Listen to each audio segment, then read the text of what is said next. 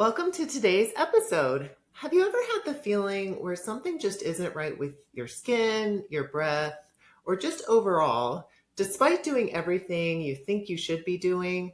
It's not uncommon, and here's something that might surprise you.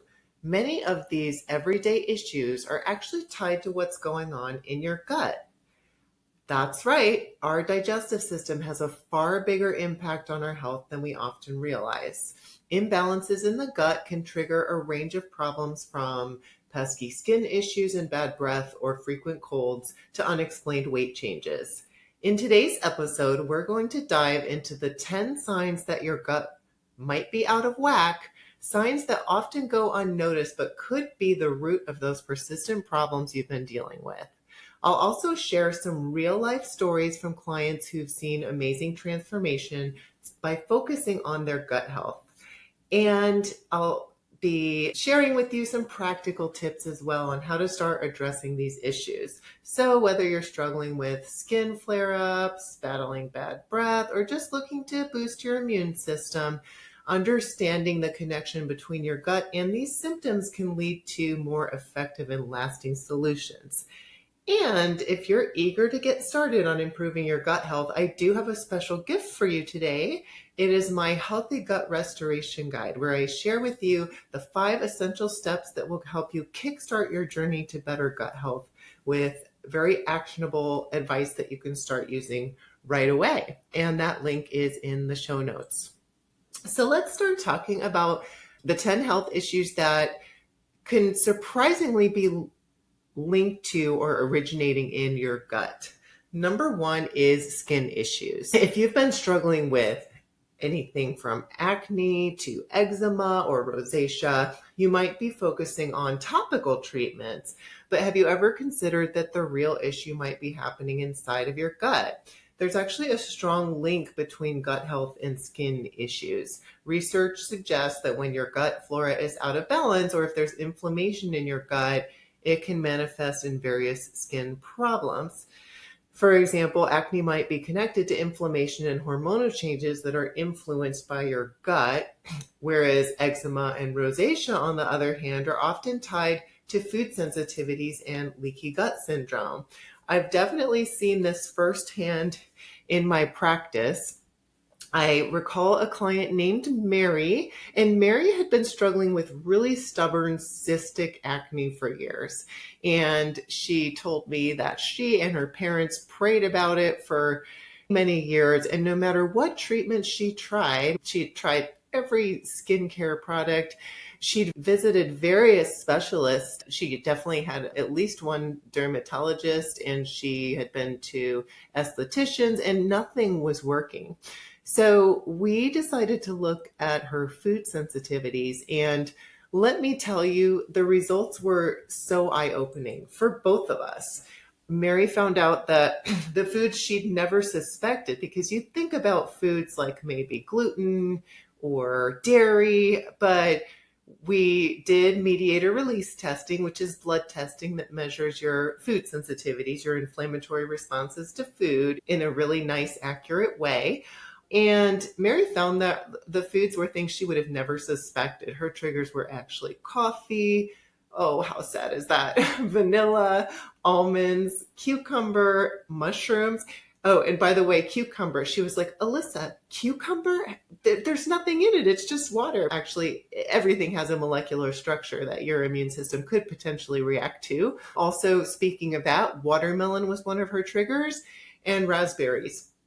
And not only did these come up on the food test, but so she eliminated these foods. And within a few weeks, it did take a few weeks with this. Whereas when we remove foods that are triggering gut issues, we see more immediate results, like within a week or two. It took about 6 weeks to see her acne start to go away. And her acne did resolve. And then she was shocked to learn that even tiny amounts of these foods, when she would eat them, would lead to painful breakouts. Her dermatologist and esthetician were super amazed as well. And this was just groundbreaking for Mary. And so That was a game-changing revelation for her and me because she was the first client I had where we had worked on such significant skin issues.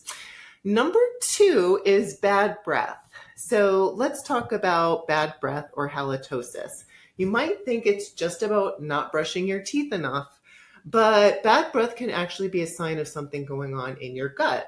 Sometimes bad breath can come from imbalances in gut bacteria or even specific gastrointestinal conditions. For example, an infection with H. pylori, which is Helicobacter pylori bacteria, can produce sulfur compounds that lead to bad breath. And acid reflux, particularly from GERD, can also make it worse. Another factor to consider is low saliva production. And that's linked to conditions like Sjogren's syndrome, which is an autoimmune condition.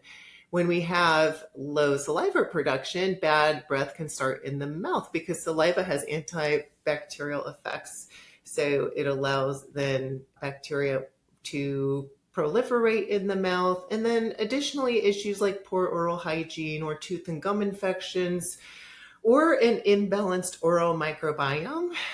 We actually have a microbiome in our mouth. And if that's out of balance, these are other situations that can create smelly compounds like hydrogen sulfide or methyl mercaptan.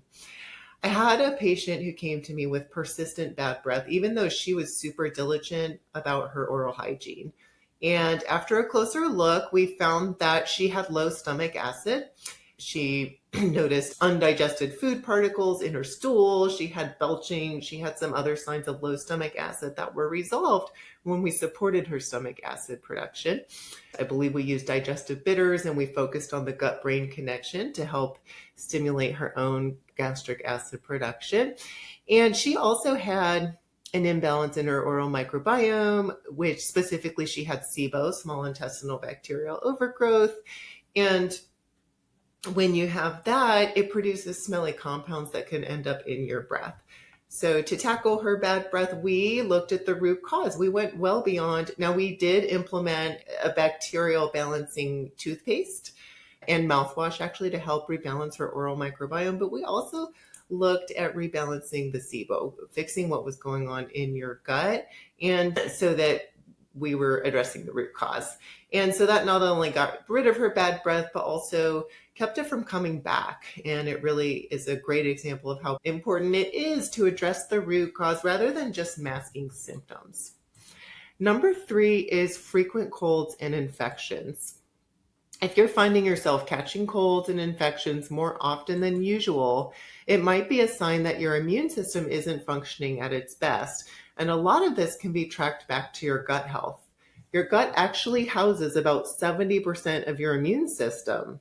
So when there are issues like leaky gut, which is the same thing as intestinal permeability, food allergies, or imbalances in gut bacteria, especially if harmful bacteria are overgrowing, it can really weaken your immune defenses. Basically, when you have an overgrowth of bacteria, your immune system is exhausting itself fighting that. Or if you have food allergies, that maybe you're and food sensitivities, that often people have some of that going on, and maybe they're aware they have some, but they're not aware of all of them. So they're still eating some foods that are causing inflammation.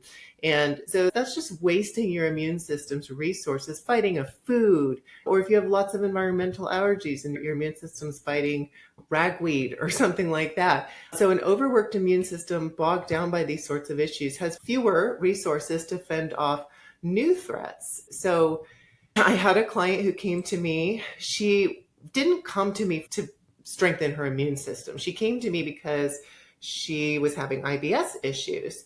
And during our sessions, we found out that she had food intolerances and an imbalance in her gut bacteria. We did stool testing and figured that out. And we tackled these problems with a tailored approach, including dietary changes and gut healing protocols. Interestingly, she mentioned she was a teacher. She is a teacher. She mentioned that she always got sick with severe sinus infections and colds every January. And she just attributed this to being a teacher. You're around kids all the time, you get sick every year. And I started working with her in November, and it can't come January, February. She said, Alyssa, this is the first year I haven't gotten sick. And she couldn't believe it.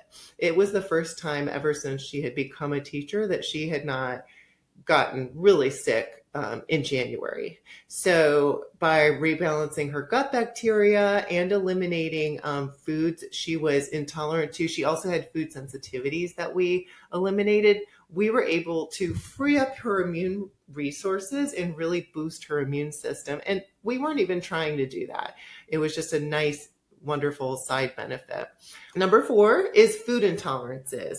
Now, the topic of this podcast is 10 health issues that have a surprising connection to gut health. And you might think food intolerances, that's not surprising. That's related to gut health. But I do think that a lot of people think that when they have a food intolerance, there's something about the food that's irritating them or harming them or triggering them. But food intolerances are not about the food.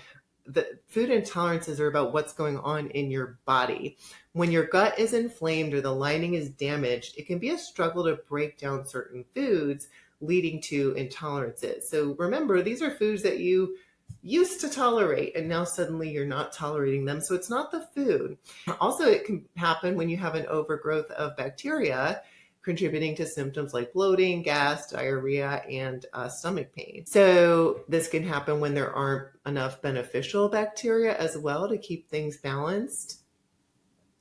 And the whole issue of food sensitivities and food intolerances can just make eating something that's supposed to be pleasurable, it can make it a nightmare. So I'd like to share a story about a client named Ashley. She came to me after struggling with severe digestive issues. She had been struggling for about 9 months, and she had tried all the diets. She had tried gluten-free, dairy-free, vegan diet, keto diet, as I recall, maybe others. And she was still having daily diarrhea, bloating, gas, and fatigue. Nothing was helping. When we started working together, our first goal was to figure out which foods were causing her issues. So we did a low FODMAP starting point and started working through those phases to identify her individual intolerances. And it soon became clear that her gut was seriously out of balance. We noticed that's the case when we tried to reintroduce FODMAPs after a period of pulling them out, and the patient is just intolerant to everything they try to reintroduce. That's a big clue that her gut is out of balance. So then we do testing, and in her case, we did some breath testing, and we found out that she had SIBO. So this was affecting her ability to tolerate a wide range of foods. So we kept the foods out of her diet, but focused on the high FODMAP foods that were triggering her. But we focused on getting variety and diversity in her diet with the allowed foods, even if it was just a small amount of the foods she could tolerate. So she was getting her nutrition. So she was feeding her large intestinal microbiome as we worked to rebalance her bacteria in her gut. And the results were incredible. Her symptoms disappeared. She felt better than she had in months. And she was also able to then reintroduce the FODMAPs and tolerate the foods that we had initially tried to reintroduce, and she was not tolerating them. So once we rebalanced the gut, she was able to actually go back to pretty much a normal diet, eating whatever she wanted within reason, right? Because we can all get triggered by really bad food decisions, but she was able to eat a pretty normal diet. The next one, number 5, is unexplained weight changes or difficulty losing weight. So if you're noticing unexplained weight changes, maybe you're gaining weight despite making no changes in your eating habits, or maybe you're struggling to shed pounds and the things that you used to do that would be successful at losing weight aren't working anymore. It might surprise you to learn that your gut health could be a big factor here. Specifically, the methane type of SIBO is often linked to weight issues. And that's because methane producing bacteria can slow down not only your motility, but your metabolism, causing symptoms like bloating, constipation, and leading to poor nutrient absorption, making weight management a real challenge. On top of that, inflammation and leaky gut can mess with your hunger and fullness signals, and that just further complicates weight loss. Imbalances in gut bacteria can also impact how well your body regulates blood sugar, adding another layer of difficulty to weight management. And if you want to take a deeper dive into how exactly this works, how your gut affects your metabolism and weight, check out my podcast that's on this exact topic. It's called Tame the Fire, and it's about metabolic endotoxemia, which is the way that our gut bacteria, the way that our gut health affects our metabolism and weight. And I do recall a client that she had methane type of SIBO. She came to me before we figured that out. She came to me and she had the gamut of symptoms that typically goes along with that. She was constipated. She was extremely bloated, but despite being miserable physically, she was really upset about her weight. And because she was not eating badly, she actually hadn't changed her diet. She actually had changed her diet to become healthier and was in fact, and she was exercising regularly, and she was in fact gaining weight. Her blood tests, she'd seen her doctor, her blood tests, everything was coming out normal. So they were throwing their hands up as to what could be going on. Of course, she's miserable, she's bloated and gaining weight. So we figured out via a breath test that she had methane overgrowth in her small intestine, and that was disrupting her digestion and making it difficult for her to lose weight. So we adjusted her eating patterns accordingly to calm down the symptoms. We made some changes to her diet and lifestyle to get her bowels moving. So she was having regular bowel movements, and then we began the protocol to address her methane overgrowth, which involved using some natural herbs and things to rebalance her gut bacteria.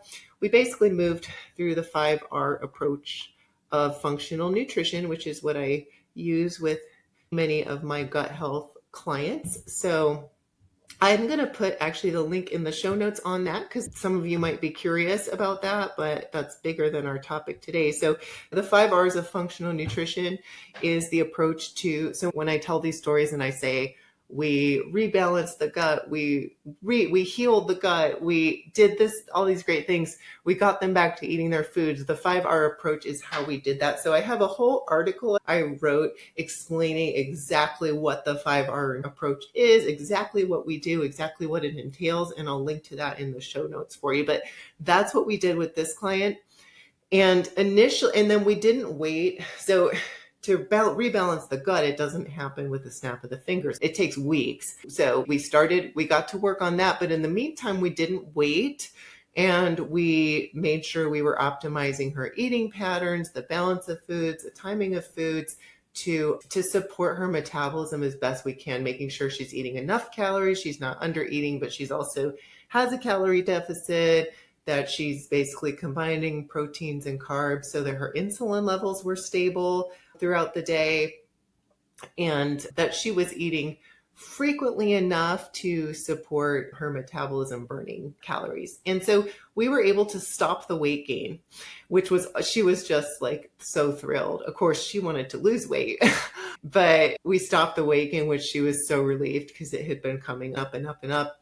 And then after weeks, I don't remember how many weeks, but after a number of weeks, she started to see that needle move and was losing weight. So this was just an incredible transformation for her. I remember her doctor was also really shocked and thrilled because they had, like I said, thrown their hands up as to what could be going on with her. And that was a really great experience. All right, number 6 is mood swings and anxiety. We actually have a really strong connection between our gut and our brain, and it plays a significant role in how we are feeling. And this is all thanks to something called the gut-brain axis, which is essentially a communication highway between your digestive system and your brain. When the balance of bacteria in your gut is off, whether you've got too many harmful ones or not enough good ones, it can mess with your neurotransmitter production and stress hormone levels. And since hormones like serotonin and dopamine, which are critical for regulating mood and mental health, are produced in the gut, any imbalance can lead to those mood swings that you get, or anxiety that's so common with people with gut issues. And I used to wonder when I first started, I thought, gosh, is it the chicken or the egg? Because anxiety can trigger gut symptoms and gut issues, but then having the imbalances in your gut can also cause anxiety. And I guess I still wonder that sometimes we never know exactly what started it, but it definitely becomes a vicious cycle. So let me share Kim's story with you. When Kim first came to me, she was really overwhelmed. She had seen her GI, and the GI is someone that I work with a lot, I know pretty well. And they were throwing their hands up too, because she was having a lot of IBS type symptoms, persistent bloating, and she was having to run to the bathroom with urgency. And it was causing a lot of stress and worry. It was stopping her from enjoying things she loved to do. Like she was used to taking road trips with her girlfriends. She was once or twice a year. She was used to hiking, and she was used to singing every morning in the Sunday church choir. But she was so anxious about the potential of standing there, being on the road and not having a bathroom, or standing there singing in the choir, and God forbid you have to run to the bathroom. What are you going to do? So she stopped singing in the choir. She was just really miserable because a lot of the things she loved to do that kind of defined who she was and how she lived her life, she couldn't do.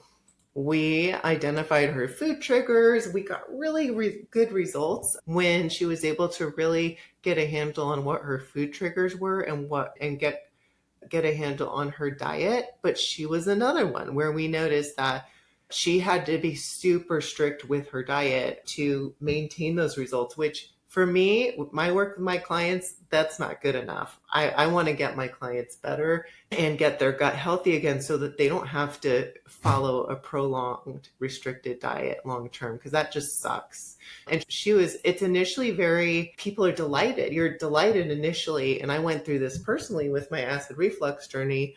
You're delighted initially to be able to find a way you can eat to control your symptoms and to have your symptoms go away, but it gets old really fast. So we dug deeper. We did find out that she not only had SIBO, but she had dysbiosis, which is an imbalance of microbes in her large intestine. She had low diversity of good microbes. So in fact, her gut microbiome was a mess. And so it took a while. We worked through these issues. We fixed everything physically, meaning rebalanced, healed, restored, reinoculated.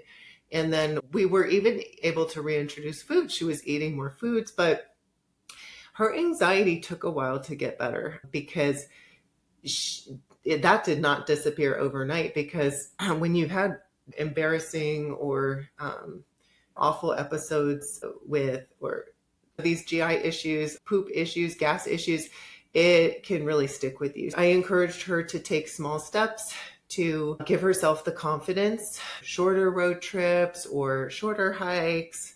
And little by little, she got her confidence back that okay, I can be in this situation. I've been okay for a while.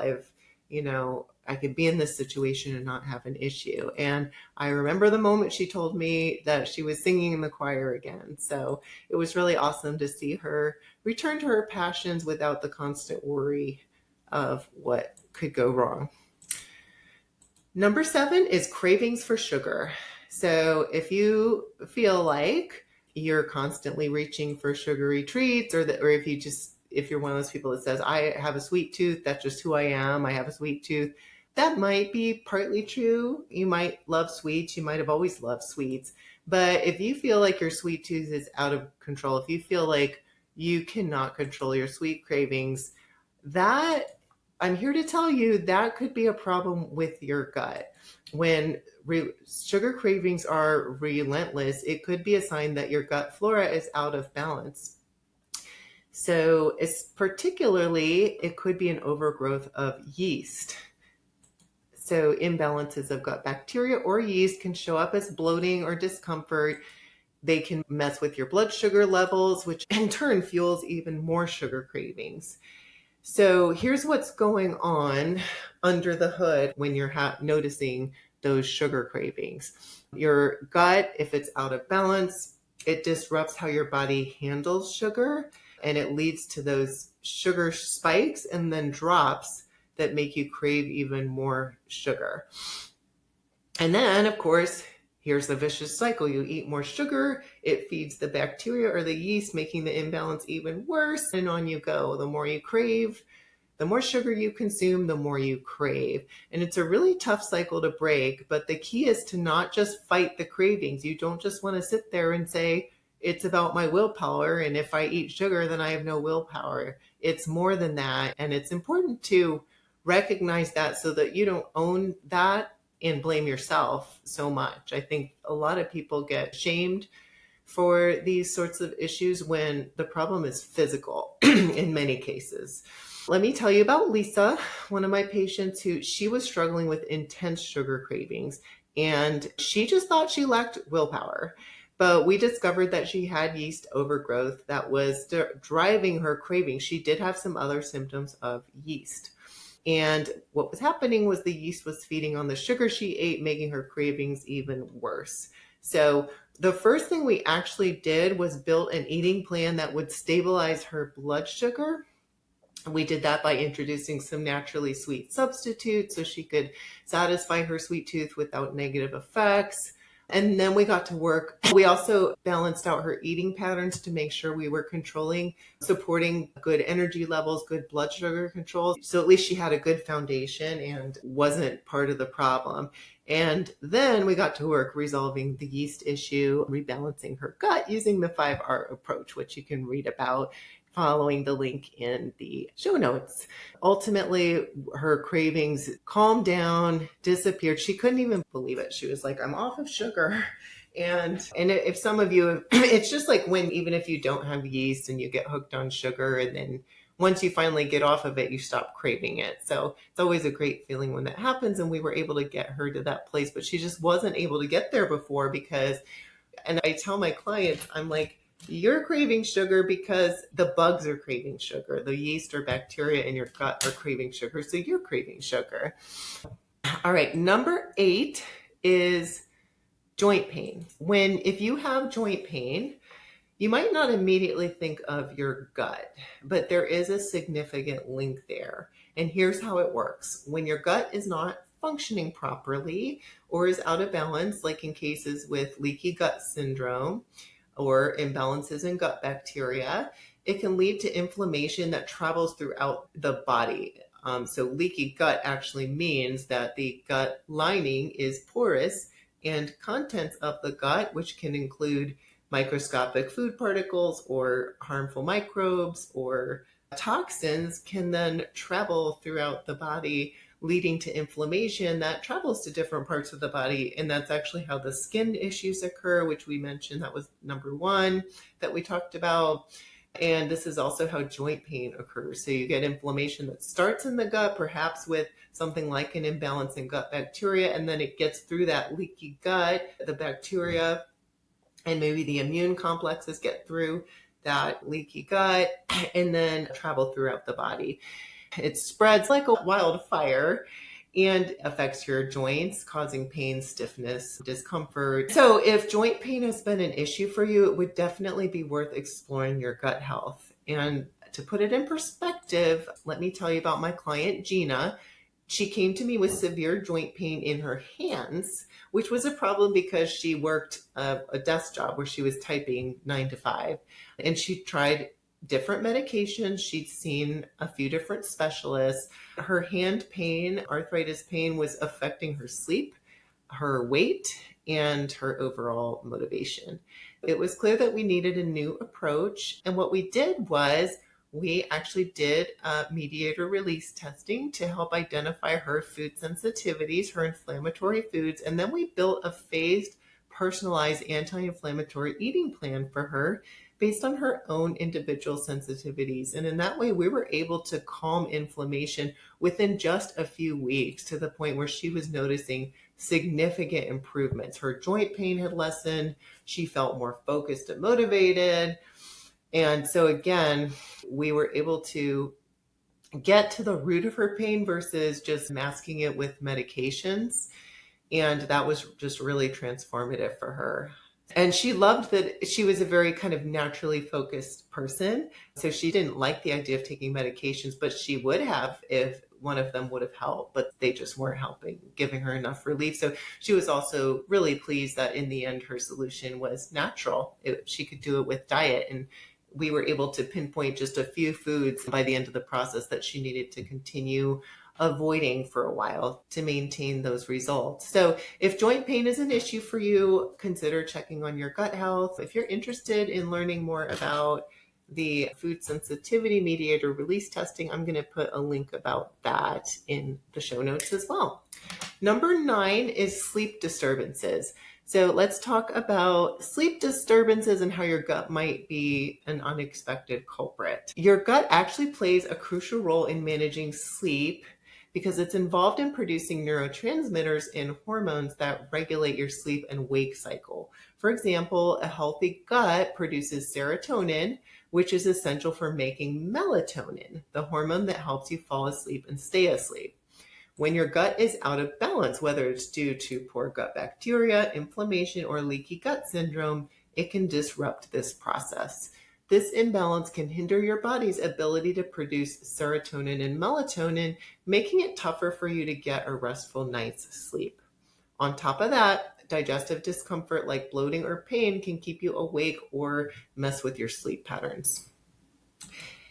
All right, so let me tell you about Maria. She came to me feeling completely exhausted, even though she was getting a full 8 hours of sleep each night. She had been also dealing with gut issues, severe bloating and uncontrollable diarrhea for over a decade. She'd been dealing with this, and nothing seemed to help. Traditional treatments weren't even making a dent. For Maria, the breakthrough was identifying and removing foods that were feeding her gut bacteria imbalance and therefore driving leaky gut, which was contributing to her severe fatigue. We put together a comprehensive plan focusing on improving her gut health through dietary changes, eliminating the problematic foods, and making sure she was getting a good diversity of anti-inflammatory foods that she could tolerate.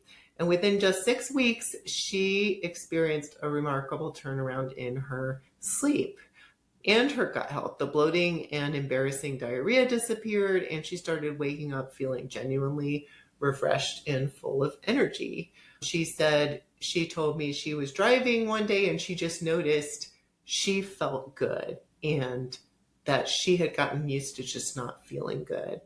So she was really thrilled with the transformation. For the first time in years, she felt like she had just energy to spare. She was not falling asleep during car rides, and her main thing was she wanted to spend time with her grandkids and keep up with her grandkids. So she was really happy about that. Another perfect example of how addressing the root cause of gut issues can make such a meaningful transformation in your life. All right, you guys, we've made it to number 10. Number 10 is brain fog. So let's talk about how brain fog can actually be connected to your gut health. So if you've been feeling mentally sluggish, that brain fog feeling, it could be more about your gut than you realize. So when your gut's out of balance, it can impact your brain in several ways. For example, in an imbalance in gut bacteria, it's actually a similar pathway that we've talked about, for example, with the joint issues and the skin issues. It basically, you have an imbalance of gut bacteria, or maybe you have food sensitivities combined with leaky gut or intestinal permeability, causes that inflammation to travel throughout the body, and it can affect our brain. And in addition to that, poor gut health can also lead to nutrient deficiencies. So that can be playing a role as well. If your gut is not absorbing essential vitamins and minerals properly, your brain might not get the nutrients it needs to function optimally. Plus, toxins from harmful gut bacteria or yeast can enter your bloodstream and affect your cognitive abilities. So by improving your gut health with a better diet, proper supplements, and reducing inflammation, you can help clear brain fog and enhance your mental clarity and focus. So let me tell you a story about Kathy, who came to me struggling with severe brain fog. It was so intense that she couldn't even finish her initial appointment. She was having with me, we were on a telehealth video appointment. She was having so much trouble focusing on the conversation that I just suggested we take a break and reschedule. And she would just, I'd be saying things to her, and she wasn't absorbed. She was staring like foggy, like she just couldn't. She'd ask me to repeat things, and she just looked glazed over. So I said, why don't we reschedule this, and that way we can finish up our conversation at a time when you're able to focus better. And she was like that she was better the second time, but she had brain fog that was noticeable to me for the first couple months that we worked together. She was also dealing with severe headaches, high anxiety, poor sleep, weight gain, and digestive flare-ups. She had already tried a low FODMAP diet and a gluten-free plan with another dietitian, but she was still having frequent flare-ups with only minimal improvement in her anxiety and her brain fog. So we decided to take a different approach, focusing on rebalancing her gut bacteria to cut down on the toxins they were producing, and also focusing on healing her gut and really boosting her nutrient intake, because her gut flare-ups were so severe that she was really over restricting her diet. She was eating a very low quality diet, not low quality meaning fast food and stuff. There's no way she would even go there, but low quality, just white rice, chicken, just not very much nutrition. So we really focused on boosting her nutrient intake as well. And over the next few months, her brain fog began to lift. It was a gradual thing. She would just be more perky on our calls. She would be more mentally clear. I started to see her personality come out, which she really didn't have much of she wasn't very personable. She was so sick and just glazed over the first couple visits. And I started to notice her personality coming out. She was more engaging, more full of life, and more vibrant. So that was really cool to see her transformation. And it really highlights how addressing gut imbalances can make a huge difference in cognitive function and overall quality of life. So just to recap, we just went through the 10 surprising signs of an unhealthy gut. And as you can see, gut health impacts so many aspects of our overall well-being, from our energy levels to our immune system and even our mental health.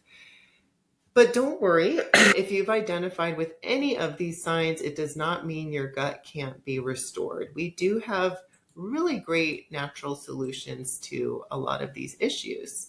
Throughout this episode, I've shared stories of clients who've experienced similar symptoms and how we work together to heal their gut. But what are your next steps, you might be wondering?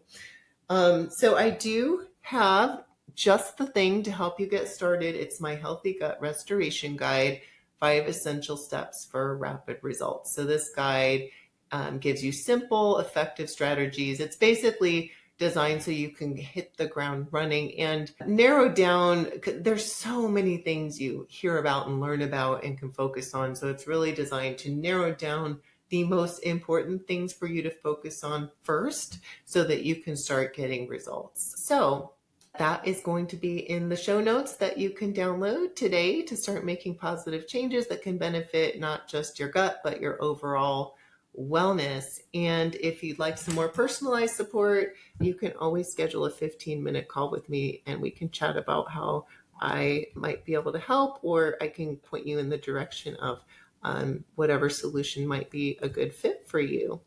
All right, guys, thanks for joining me today, and I'll see you next time.